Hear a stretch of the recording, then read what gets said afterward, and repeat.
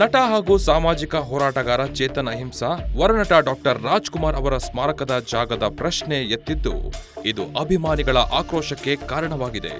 ಬೆಂಗಳೂರಿನ ಹೃದಯ ಭಾಗದಲ್ಲಿ ಸ್ಮಾರಕಕ್ಕೆ ನೀಡಿರುವ ಜಾಗದ ಬಗ್ಗೆ ಚೇತನ್ ಟ್ವೀಟ್ ಮಾಡಿದ್ದಾರೆ.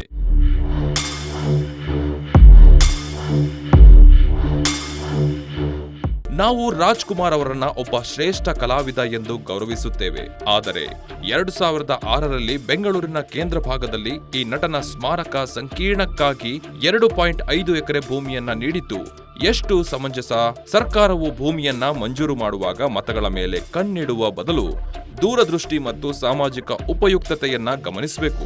21ನೇ ಶತಮಾನದ ಭಾರತದಲ್ಲಿ ಭೂಮಿಗಾಗಿ ದೊಡ್ಡ ಹೋರಾಟವೇ ನಡೀತಿದೆ ಎಂದು ಟ್ವೀಟ್ ಮಾಡಿದರು.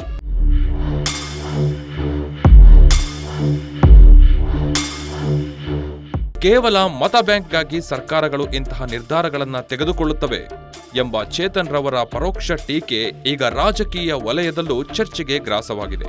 ಇನ್ನು ಕೆಲವರು ರಾಜ್ಕುಮಾರ್ ಅವರು ಕನ್ನಡ ಭಾಷೆಗೆ ಚಿತ್ರರಂಗಕ್ಕೆ ನೀಡಿದ ಕೊಡುಗೆಯನ್ನ ಚೇತನ್ ಅಹಿಂಸಾಗೆ ನೆನಪು ಮಾಡುವ ಪ್ರಯತ್ನ ಮಾಡಿದ್ದಾರೆ. ಇನ್ನು ಕೆಲವರು ಇಂದಿರಾ ಗಾಂಧಿ, ರಾಜೀವ್ ಗಾಂಧಿ ಇನ್ನಿತರ ಸಮಾಧಿ ಸ್ಥಳಗಳ ಉಲ್ಲೇಖಗಳನ್ನು ಮಾಡಿದ್ದಾರೆ.